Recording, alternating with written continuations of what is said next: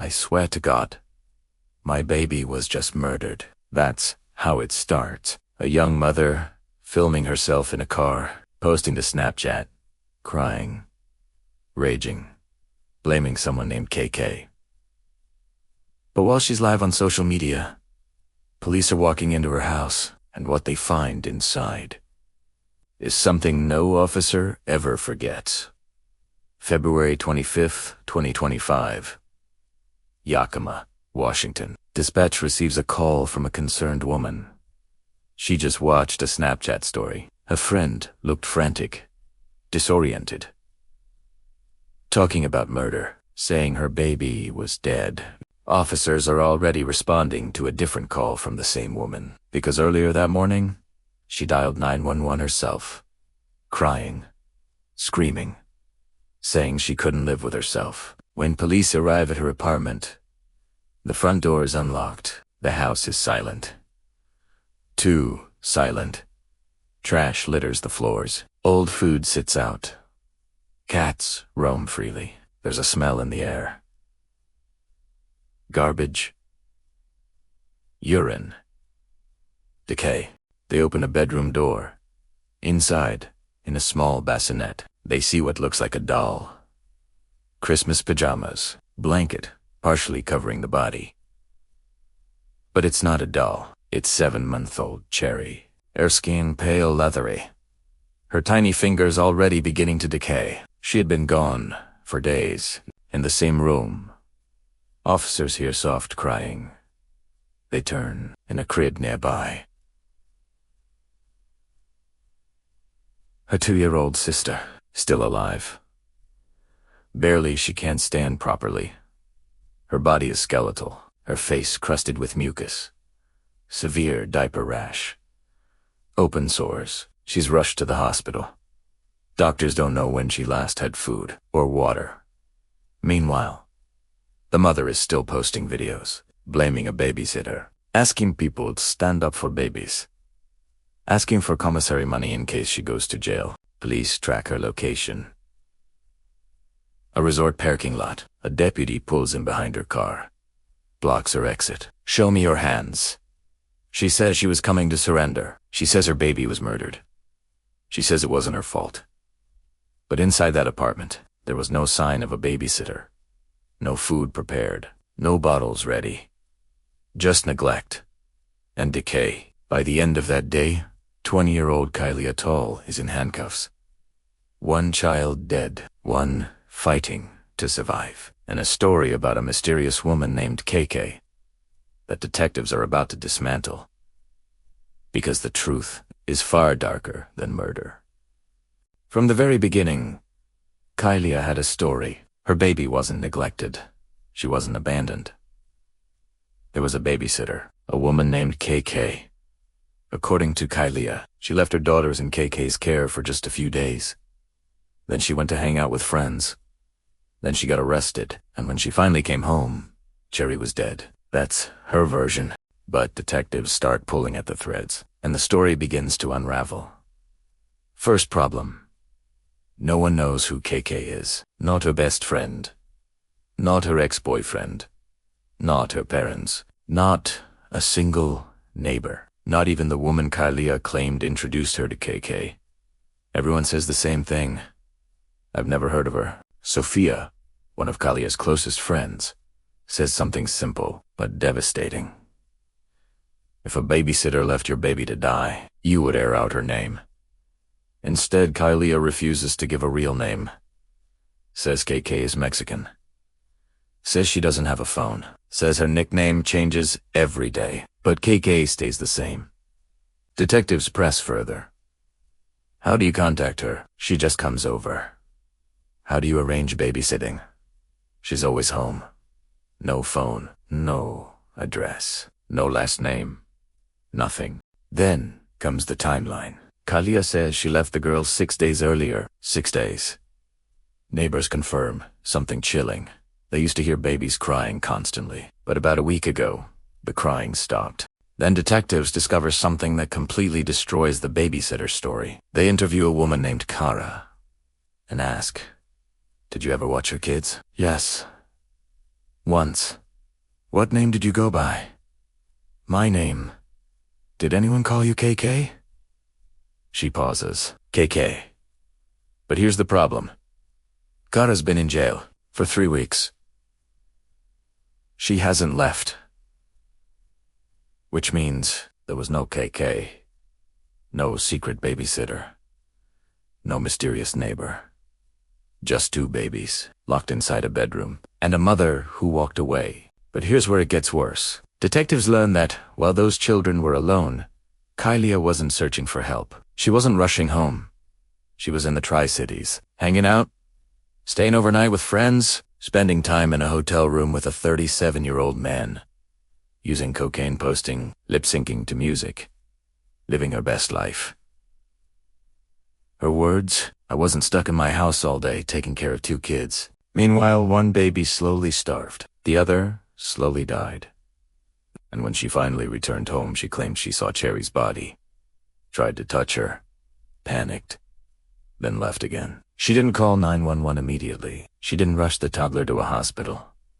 Instead, she drove away, bought cocaine, tried to overdose, and went live on Snap, blaming a babysitter who didn't exist. By now, detectives know something important. This wasn't a sudden accident. This wasn't one bad day. This was weeks of neglect. And when they confront her with photos of her surviving daughter, emaciated, ribs visible, open sores, she says she was skinny. But not like that. The detective responds calmly. This doesn't happen in a couple days. It happens over time, over many nights, of no one coming. No bottles. No diapers changed. No comfort. And slowly, the weight of it starts closing in. But there's still one question left. Did she know how bad it had become? Or did she simply choose not to look? Because what investigators are about to uncover next proves this may not have been the first time she let something starve to death. When detectives started digging into Kylia's past, they found something disturbing. This wasn't the first time something had starved under her care. 2 years earlier, police were called to the same apartment. 2 dogs had been left inside, abandoned. One was barely alive, bones visible. A cable tangled around her neck so tightly it had embedded into her skin. She had to be cut free. The other dog didn't survive. It had already starved to death. When questioned at the time, Kylia blamed her ex-boyfriend. Said the dogs were his responsibility. So she stopped feeding them, stopped giving them water, and walked away. Now, 2 years later, the same pattern, only this time, it wasn't animals. It was her own children. Detectives begin building the timeline. Neighbors say they heard constant crying for weeks. Then silence. Her parents visited just 2 days before police arrived. Kylia texted them first, said the kids were asleep, said everything was fine. They stopped by for about 10 minutes. Never opened the bedroom door. Never checked inside. They had no idea. One granddaughter was already dead. The other was slowly wasting away in her crib. When investigators show Kylia photos of the surviving toddler, she turns her head. She wasn't that skinny. The detective doesn't raise his voice. It simply says, this happens over weeks, not days. At the hospital, doctors confirm the 2-year-old weighs just 16 pounds. At 2 years old, her ribs are visible. Severe diaper rash, open bleeding sores, plaque covering her teeth. Her hair crusted with dried mucus. This wasn't sudden. This wasn't 6 days. This was long-term neglect. Meanwhile, what was Kylia doing? Posting TikToks, smoking weed, using cocaine, staying at hotels, talking about OnlyFans, telling detectives she deserved teenage fun. I wasn't stuck in my house all day taking care of 2 kids. Her words. She even admits, sometimes she just needed to walk away. Rock, her ex-boyfriend, tells police something chilling. I don't find it hard to believe she just walked out and never came back. Friends say she often complained, said she wished her life was like it was before kids. Said her body was ruined, said she couldn't sell photos anymore, said she needed money for gas. But never once called her parents for help. Her parents had begged her, "Call us day or night, we'll take the girls." Instead, she chose freedom, parties, drugs, attention, and when detectives confront her with one final detail, the silence from neighbors, she finally cracks. "We've talked to multiple people," the detective says. "They heard your kids crying every day. Then they stopped." "Do you know how long a week is?" She whispers, "Yes." Her diapers weren't changed. Nobody was watching them. And then the first real admission. "I messed up. It's my fault." But even then, she tries to shift it. "I trusted her." Trusted who? KK doesn't exist. There was no babysitter. Just a locked bedroom, 2 children, and a mother who chose not to come home. By the end of the interrogation, the story is clear. 7-month-old Cherry died of severe malnourishment and dehydration. Her tiny fingers mummified from neglect. Her sister survived, against unimaginable odds. Kalia is charged with first-degree manslaughter, family abandonment, criminal mistreatment, animal cruelty. She pleads not guilty. Trial set for 2026. One baby gone forever. One child now growing up without her sister, and a question that will haunt this case forever. How do you walk away from your own children and never come back? By the time detectives return to the room, the photos are still on the table. Face down, Kalia is alone, talking to herself. "I was scared to look. I already saw a dead child." But here's the problem. She didn't call for help immediately. She didn't rush the toddler to the hospital. She didn't scream for neighbors. She left. And detectives circle back to that moment. "You heard your 2-year-old crying, and you still left." She doesn't answer directly. Instead, she talks about guilt, about panic, about drugs. But guilt doesn't explain something crucial. If she truly discovered her baby dead that night, why wait until the next morning to call 911? Why spend the night driving around? Why try to overdose on cocaine? Why go live on? Why blame someone who doesn't exist? The detective presses again. This level of starvation doesn't happen in 6 days. She stares at the table. Silence. Because deep down she knows. Neighbors heard crying for weeks. Friends saw a constant diaper rash. Her ex-boyfriend says she would walk away. Her parents warned CPS.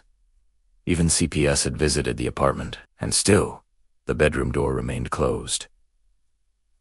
Inside that room, 2 babies were alone. One too small to survive it. The autopsy confirms what police already suspected. Cherry died from severe malnourishment and dehydration. There was no trauma, no outside attacker, no signs of struggle. Just a baby who slowly weakened day after day until her body shut down. Meanwhile, the 2-year-old was surviving on fruit snacks and go-go squeezes. When friends visited, she would cry when food was taken away. Because she wasn't used to regular meals, she learned not to cry too much. Because no one came. And that's the detail that breaks investigators.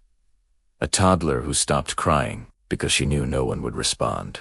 When Kalia finally speaks to her mother from the police station, there's no comfort waiting. You let your children starve to death. If you're looking for comfort, you won't get it from me. And that's when reality fully hits. One daughter is dead. The other might not survive. Her freedom is gone. Her story is exposed. There was no KK, no murderer, no conspiracy, just neglect.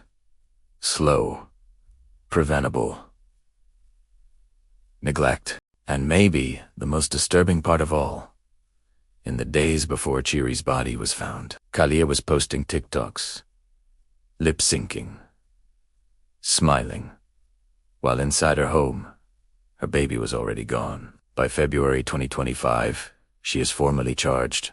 First-degree manslaughter, 2 counts of family abandonment, 2 counts of criminal mistreatment, 2 counts of animal cruelty. She pleads not guilty. Trial set for 2026. The surviving child's location remains private. But she lived. Against odds, most children wouldn't survive. This case leaves one final question. Not about drugs, not about babysitters, not about CPS, but about choice. At any moment, she could have called her parents, asked for help, opened that bedroom door. Instead, she chose to walk away. And sometimes, the scariest crimes aren't violent. They're quiet. They happen behind closed doors. In rooms no one checks until it's too late.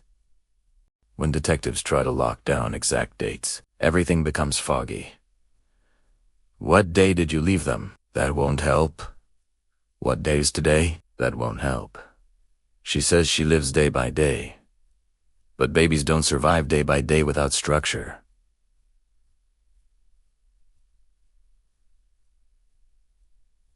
Seven-month-olds eat every few hours. 2-year-olds need meals, water, diapers, comfort, routine. Detectives, pool phone, data, social media, timestamps, arrest records, surveillance footage. February 22nd, she leaves Yakama. Stays overnight with friends. February 24th, arrested at McDonald's at 1:30 a.m., misdemeanor warrant. She calls a friend to bail her out. Never once mentions panic about her children being home alone. Never screams, "My babies are alone." Instead, she says, "I need to pick them up from my friend's house." But that friend doesn't exist. She gets released later that day, picked up by a 37-year-old man, goes to a hotel, spends the evening there. Then at some point, she says she returns home, sees Cherry, dead. Leaves again. No ambulance. No 911, no attempt to save the toddler immediately. The timeline is collapsing, because based on neighbor statements, the baby likely died before she ever went to jail.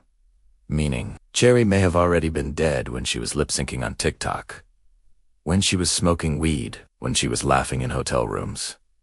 That's the shift. This wasn't a sudden disaster while she was gone. This was deterioration while she was home, and that changes everything. Before police ever stepped inside that apartment, other people were already listening. Thin walls. Small. Complex. Neighbors said that crying was constant. Every day. Both babies. Sometimes late at night. Sometimes early morning. Just crying. Then silence. About a week before, police arrived. It stopped. No more baby cries. No more toddler screams. Just quiet. Detectives asked neighbors, "When's the last time you heard the baby?" About a week ago, that line is up.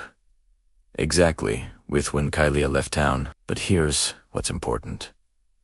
Neighbors didn't hear crying the entire 6 days she claimed to be gone. They heard crying before that, which means the suffering started earlier. Long before jail. Long before the hotel. Long before the Snapchat video. This wasn't a sudden abandonment. This was gradual. And then total. Investigators also learned something else. CPS had already been involved. Her parents had called them. Multiple times. Concerned about diaper rash. Concerned about hygiene. Concerned about instability. CPS visited, but never entered the bedroom. They labeled it low risk and left. Her father later said something haunting. What makes it high risk? Until one of them dies. That sentence now echoes through the case. Because 2 days before police found Cherry, the grandparents visited. Kylia texted them first, said the girls were asleep. Said everything was fine. They stayed about 10 to 15 minutes. They didn't open the bedroom door. They didn't know. One baby may have already been dead, the other barely hanging on. The silence from that room was not sleep. It was something else, and maybe the most tragic part, if anyone had opened that door, just once, the outcome might have been different. But the door stayed closed, and Kylia controlled the narrative. They're sleeping. They're fine. Don't worry. And people believed her. Until police opened that door, and the smell told the truth first. Not her. While her children were inside that bedroom, alone. starving. One possibly already dead. Kylia was online, posting, smiling, lip-syncing, scrolling through TikTok from February 18th. Investigators notice something chilling. In one video, she appears to be inside her apartment. Cherry may have already been gone. The toddler may have already been weakening. But, on screen, there's music, filters, expressions, normalcy. That's what makes this part disturbing, because neglect and the always load. Sometimes it lives side by side with selfies, with captions, with emojis. Friends scrolling had no idea. No one watching those TikToks could smell the room. No one could hear the crying through the screen. They saw a 20-year-old girl, not a collapsing household. In her interrogation, detectives bring this up indirectly. You were posting during that time. She doesn't deny it. Instead, she talks about freedom, about needing teenage time, about being stuck at home. She says something that sticks. I wasn't stuck in my house all day, taking care of 2 kids. That sentence hits differently now, because inside that house, 2 kids were stuck in cribs, behind a closed door. She also mentions OnlyFans. Trying to make money, trying to work from home, trying to not ruin her body long term. Friends say she often complained, said she wished life was like it was before kids, said she couldn't have fun anymore, said she couldn't sell photos because pregnancy ruined her. Small comments, but repeated. Rock, her ex-boyfriend, tells detectives. She'd say she needed a moment. She'd say she had to walk away, and sometimes she did. But walking away from stress is different than walking away from survival. The social media posts show something else. Not just distraction, but detachment. There is no visible panic in those days. No desperate messages asking for help. No, my babies are alone. Instead, music, filters, lip-syncing. Meanwhile, the neighbors heard crying. Then, silence. And silence doesn't post online. Silence doesn't trend. Silence just sits until someone opens the door. And by the time that door opened, one life was already gone, and one barely clinging to it. By now, detectives aren't chasing a babysitter anymore. They're chasing time. Because time is what killed Cherry, and time is what almost killed her sister. Back in the interrogation room, they return to one simple question. When did you last feed them? Her answers are scattered. Bottles, pumpkin spice and yogurt. 8 onces. 2 hours. It was so many. Nothing precise, nothing grounded. Then the detective changes approach. He doesn't argue, he lays out facts. Your daughter weighs 16 pounds. Silence. This doesn't happen in 6 days.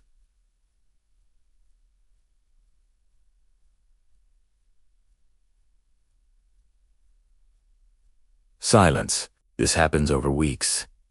She shifts in her chair. Then something slips. She says it would have been 6 days. I didn't mean to make it 6 days. I went to jail. That's the closest she gets to admitting the length. 6 days without confirmed food. 6 days without diaper changes. 6 days without supervision. For a 2-year-old and an infant. But the detective pushes further. Do you know how long a week is? She says yes. Her voice gets smaller. And then it finally surfaced. They weren't changed. Nobody was watching them. And I messed up. That's the first moment accountability starts forming. But even then, she adds, it's my fault I trusted her. Still clinging to KK. Still trying to split responsibility. But KK is already disproven. Locked in jail. Impossible. And the detective knows something else now. The surviving toddler cried when food was taken away because she wasn't used to regular meals. She had adapted to scarcity. She had adapted to no response. She had learned crying doesn't bring anyone. That detail changes the emotional weight of this case. Because it means neglect, wasn't, tian, accident. It was a pattern. Cherry's autopsy confirmed severe dehydration, severe malnutrition, her small fingers showing early mummification, which means she wasn't found quickly. She wasn't just gone overnight. She had been gone long enough for her body to change, and while that was happening, Kylia was in hotel rooms, using cocaine, posting videos. When confronted about the overdose attempt, she admits she bought $50 worth of cocaine. Took it all at once, hoped she would die. But that attempt came after she saw Cherry, not before, which means she still chose not to save the toddler immediately. That delay matters. Minutes matter. Hours matter.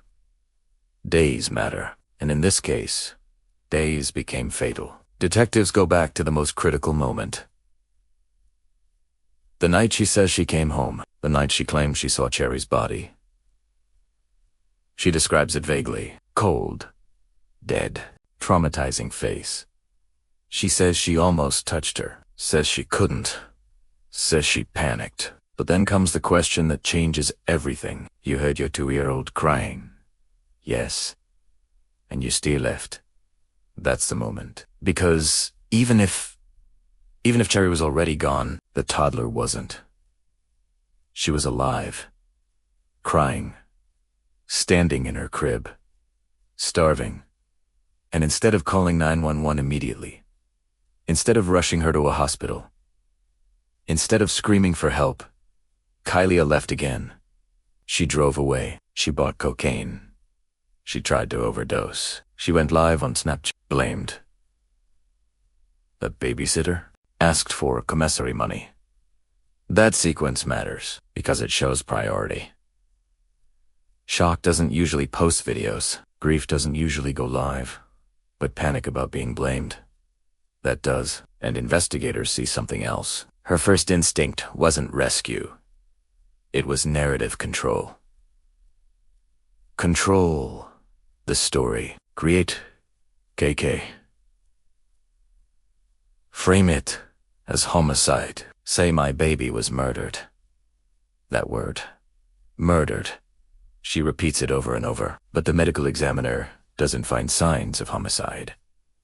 No trauma, no blunt force, no suffocation, just starvation, just dehydration, just neglect. The detective asks her directly, what would have happened if nobody found the 2-year-old? Silence. Because that's the truth hanging in the room. If she hadn't called the next morning, if neighbors hadn't spoken up, if police hadn't forced entry, there could have been 2 funerals. And maybe the most disturbing detail, when she first returned home, she went to McDonald's. She says she was getting fries for Cherry, even though she had already seen Cherry's condition, even though something felt wrong. That disconnect, that delay, that detachment. It's not rage. It's not violence. It's absence. And absence killed one child and almost killed another. While detectives build their case, another layer of tragedy surfaces. Her parents, they adopted Kylia when she was just 2 years old. Raised her. Supported her. Paid for her apartment, her car, her bills. They also helped raise the girls. Every other weekend, they took Tim. Cleared diaper rashes. Fed them properly. Watched them closely. And they saw warning signs. Open sores, severe rash, hygiene issues, emotional instability. They called CPS more than once. They told Tim she's not doing well. We're concerned. By the time detectives step back and look at the full picture, first, the dogs. Left without food, left without water. One survives barely. Now, fast forward 2 years. In both situations, there is a common thread. When responsibility becomes overwhelming, she detaches. Friends describe her as manic, always appearing like she was on something, partying while the baby was in the other room. Rock tells detectives she'd say she had to walk away. Detectives also learned something chilling. The toddler had stopped crying much. She learned not to, because crying didn't bring anyone. That's not something that happens overnight. That's learned behavior. That's repeated neglect. And then there's the detail about food. The 2-year-old weighed 16 pounds, at an age when she should have been running. Cherry at 7 months old. When detectives review Kylia's behavior after finding Cherry, they notice something consistent. That shift from grief to self-preservation. It matters, because it suggests awareness. And awareness suggests choice. And choice is what separates accident from crime. By now, investigators are no longer trying to figure out what happened. They know. They're trying to prove it. And that proof will hinge on one thing. Was this reckless abandonment? Or was it knowing neglect? Because there's a difference in court. Cause of death.